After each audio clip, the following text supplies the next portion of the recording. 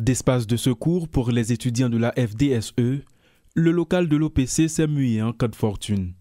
En quelques heures, plus d'une centaine de rescapés du quartier de Solino se sont regroupés dans la cour de l'Office de la protection du citoyen sur la route de Bourdon.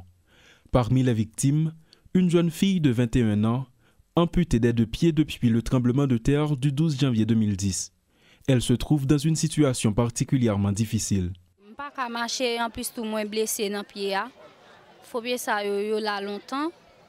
Et je ne peux pas marcher sur lui parce qu'il n'est pas bon encore. Et les marcher, m'a pédé tomber.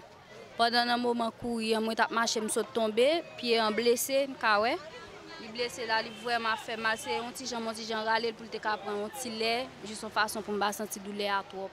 Disposant de quelques kits de première nécessité, elle et sa mère se sont installés dans un petit coin de la cour de l'OPC.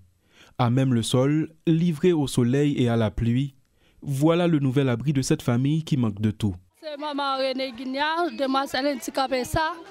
12 janvier, elle a un pied qui coupe, elle a des bouts de pied. Depuis 17 octobre, je boule caille moi dans la rue et mal vivre, dormi dans la rue.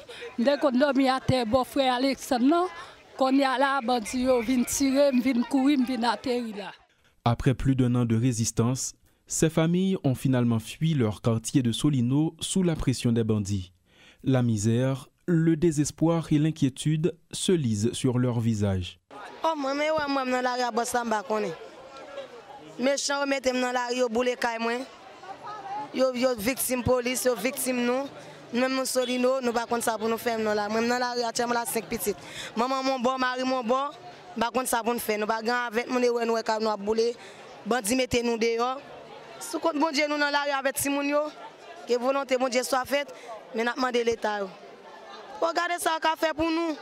L'Office de la protection du citoyen est l'une des institutions qui accueille ces nouveaux déplacés parmi tant d'autres, ce qui montre la complexité de la situation.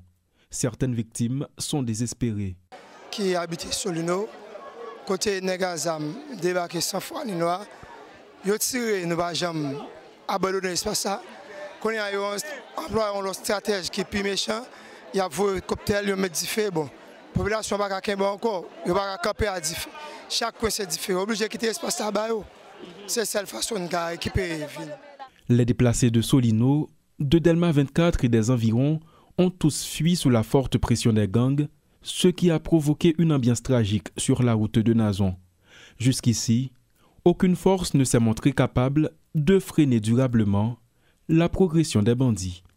L'Office de la protection du citoyen à Bourdon est une énième institution étatique servant d'abri provisoire. En effet, plus d'une centaine de personnes vivant à Solino ont recours à cet espace depuis qu'ils ont été chassés par des individus armés. Jerry Torchon et Richie Fortuné pour Télémétropole.